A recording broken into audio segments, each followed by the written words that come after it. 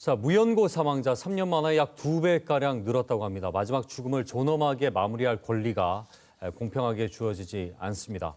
공영장례를 기본권 운동으로 정의하고 활동을 이어가고 있는 부산 반빈곤센터 임기현 활동가 저희 스튜디오에 모셨습니다.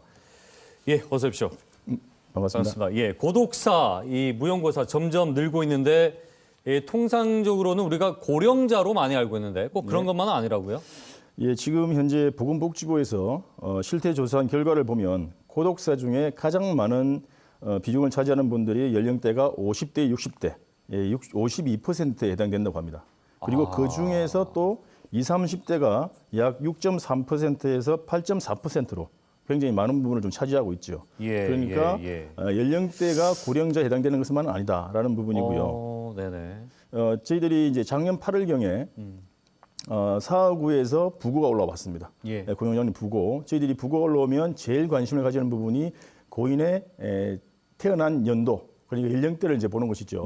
이분은 87년생이셨습니다. 너무나 젊은 분이셨죠. 그러면 이제 마흔도 안 됐잖아요. 그렇죠. 그럼에도 불구하고 무연고자가 되셔서 돌아가셨는데 지인들이 와서 매우 슬퍼하셨고 저희들이 공영장례를 전혀 모르는 상태여서 안내해드리고 심지어 연고자 지정까지 안내를 해드려서 지하에 봉안되는 것을 또 지상으로 옮길 수 있도록 지금도 좋은 관계를 유지하는 그런 관계로 남아 있습니다. 자, 이게 지금 뭐 수치를 들어보니까 5, 60대가 이렇게 많은 게 참 의외입니다.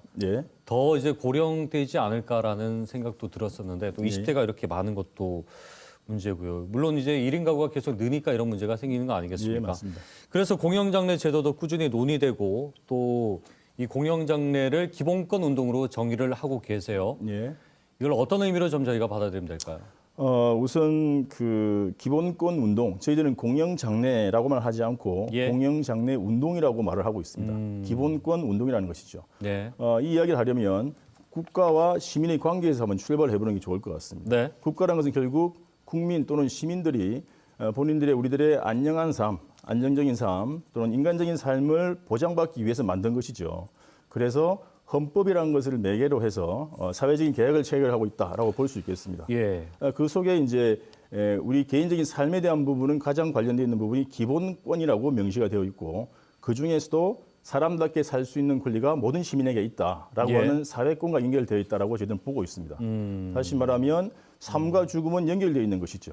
삶이 출생이 100개이면 죽음이 100개일 수밖에 없다. 그러니 모든 사람은 죽음을 맞이하게 되어 있으니 과연 이 우리 인간답게 살 수 있는 사회권이 어느 지점까지 적용이 되어야 하겠는가? 저희들은 마지막 순간까지 있어야 한다는 것이죠. 자, 알겠습니다. 자, 인간의 그 기본적인 권리, 기본권, 그것이 삶의 마지막까지도 계속 이어져야 된다. 그때까지도 권리가 있다라는 것. 장래 마지막까지도. 맞습니다. 그걸 말씀하신 거죠. 그렇게 우리가 좀 이해하면 될 것 같은데. 근데 무연고 사망자 장례식 뭐 많이 가 보셨을 텐데, 그 잘 와닿지는 않습니다. 어떤 분위기 속인지 또 이제 어떻게 처리가 되는지도 그렇고요. 많이 다르죠, 일반 장례식장하고는. 사실 그렇게 다르지는 않습니다.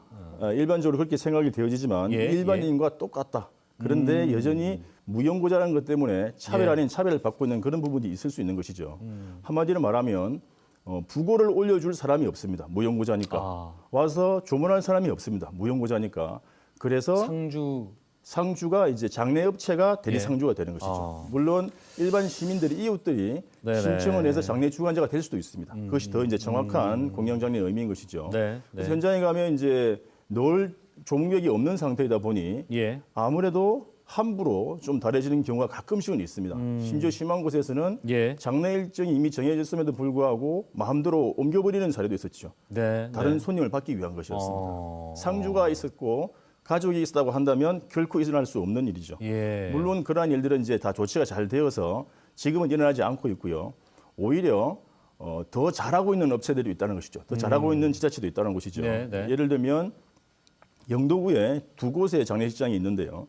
여기는 처음부터 4시간만 규정되어 있던 장례식을 12시간 이상 또는 24시간을 항상 운영을 했습니다. 다른 곳에서는 볼 수 없는 일인 거죠. 너무 고마워서 감사해서 여쭤보니 정말 순수한 마음에서 어떻게 이런 분을 간단하게 몇 시간으로 그냥 보낼 수가 있냐라고 생각하시면서 정성껏 빈소를 마련해 주셨던 거죠. 그렇군요. 이것은 다름 아닌 가능성이라고 저는 생각을 합니다. 이게 저 지자체의 재량입니까? 그 시간을 확보하는 것은? 재량은 아닙니다. 매뉴얼에 정해져 있습니다. 아, 정해져 있어요. 예, 그러면 만약에 시조례가 있다 하더라도 그렇게 하려면 구조례 마련이 필요한 부분이겠군요. 시조례에 따른 예. 공영장래 지원 매뉴얼이 있어서 그 속에 그 구체적인 내용을 적어 놓습니다. 아, 그렇군요. 예. 이번에 또 개정이 되기도 했죠. 자, 부산시 차원에서 공영 장례 사업을 진행을 하고 있는데 그런데 이 시 차원에서 해도 이걸 네. 치르지 못하는 경우가 여전히 있다고 들었어요. 예, 맞습니다. 예, 뭐 어떤 경우입니까? 한마디로 예산 부족이죠. 기존에 장제급여에 80만 원씩 지원하던 장제급여 외에 공영장례로 한 분당 80만 원이 더 추가가 되는데요. 예. 애초에 2023년 400명 기준으로 3억 2천만 원의 예산을 먼저 준비를 했었습니다. 예. 그런데 10월 달이 되니까 갑자기 예산이 부족해진 것이죠. 그 구체적인 데이터를 보면 작년에 무용고 사망자가 619명이었는데 예. 공영장례로 진행된 것이 415건 밖에 되지 않았다는 겁니다. 그럼 네. 204명이 남게 되는 거죠. 그러네요. 비네요. 예산 부족으로 기존의 방식대로 입관해서 화장해서 끝내버리는 식으로 했다는 것이죠. 자, 그러면은 이거 예산 부족으로 그냥 204건은 예. 공영 장례가 시행되기 전에 예, 그러니까 쉽게 말하면 그냥 무빈소? 장례식 없이 예, 맞습니다. 바로 이제 그 화장 처리를 예. 했다는 거죠. 예, 그것을 이제 무빈소 직장이라고 하죠. 그렇군요. 지금 이 조례가 시행되지 2년 정도 됐잖아요. 예.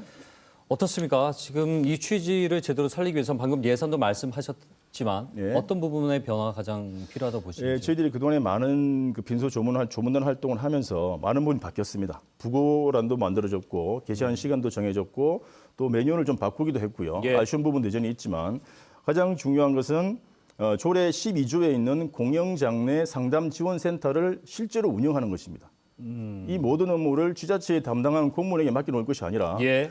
총괄적으로 하는 컨트롤 타워가 있어야 된다는 것이죠. 그것이 꼭 필요하고요. 또 하나는 지금 현재 각 지자체에서 몇 개의 장례업체와 계약을 진행을 하고 있거든요. 예. 그러니까 아주 많은 개별적으로 이용되고 있는 상황인 거죠. 이것이 통일된 한 개의 업체를 통해서 공식적으로 단일화되는 것이 필요하다. 그래야 좀 안정적인 장례식이 이루어질 수 있다라고 저는 생각을 합니다. 그런 컨트롤 타워를 두는 것까지는 이해가 되는데 예. 업체를 하나만 선정하는 것은 예. 시 안에 별도 기구라든지 상설 어떤 위원을 만들든지 그런 네. 부차적인 절차가 필요한 거 아닙니까? 예, 그 예를 현실적으로. 들면 이제 서울 같은 경우는 훨씬 더 예. 오래 전부터 공영장례 자리를 잡았습니다. 거기서는 서울시 시설공단에서 예. 공영장례를 담당할 장례업체를 입찰을 통해서 한 개 업체를 정합니다. 그러니까 그 공식적으로 입찰 그렇죠. 공모를 내서 그렇죠. 선정한다는 예, 거죠. 그래서 지금처럼 저희들처럼 모니터링에 나갈 필요가 없습니다. 안정화되어 있거든요. 예, 믿을 수 있다는 거죠. 그렇죠. 그러니까 그때서야 비로소 존엄하게, 안전하게, 여유 있게 우리가 애도할 수 있는 것이죠. 그러면 지금 하는 방식은 뭐 이미 수의 계약을 해서 진행을 하게 되나요? 예, 각 구청에서 계약을 해서 하는 거죠. 그렇기 때문에 일괄적이거나 또 모니터링을 하지 않았을 경우에 이 발생할 수 있는 문제들이 좀 있다는 거죠. 예, 한계가 있습니다. 예, 지자체 담당자만의 문제가 아니라고 저는 생각합니다. 그러면 지금 이 공영장례 제도와 관련해서 짧게요. 좀 해외 사례가 좀 궁금한데 예? 해외 다른 나라에서는 이런 경우에 이제 어떤 식으로 제도를 운영하는지가 궁금합니다. 제가 알고 있기로는 이제 그 많은 그 펀딩, 네. 후원을 통해서 이 일을 좀 진행한다고 좀 들었습니다. 이건 사회적 공론화 네. 함의가 됐다는 이제 예, 예. 얘기겠죠. 알겠습니다. 자, 마지막으로요. 이 그 장례 조문단이라고 해야 될까요? 이 활동을 계속 하는 걸로 알고 있는데 네, 예. 나도 좀 하고 싶다. 예. 또 봉사를 원하는 분들의 도움도 필요할 것 같아요. 어떻게 네. 하면 되는지 정리해 주시죠. 예, 일단 그 저희 단체 부산 반빈곤 센터를 검색을 하시면 다음 카페가 있습니다. 네. 거기에 저희들이 지금까지 해오던 조문단 활동 계속 하고 있고요. 다음 달 4월 25일부터 공영장례 시민 조문단 양성 교육 과정을 시작을 합니다. 공지가 될 것이고요. 특히 저희들이 이제 각 구군별로 부고 게시가 올라오면 예. 실시간으로 알 수 있는 코딩 프로그램을 개발을 했습니다. 지금으로서는 다들 일일이 홈페이지에 들어가지 않으면 모르는 상황이기 때문에 그래서 저희의 취지에 동의하신다면 함께 조문단 활동을 하시면서 기본권 운동을 하실 수 있으리라 봅니다. 알겠습니다. 조금 전에 필요했던 변화라든지 예. 또 앞으로 생겨날 변화들 조금 더디더라도 하나하나 좀 더 의미가 있는 예. 활동으로 비춰지면 좋겠습니다. 예. 말씀 잘 들었습니다. 고맙습니다. 네, 감사합니다. 네. 부산 반빈곤센터 임기현 활동가와 함께 얘기 나눠봤습니다.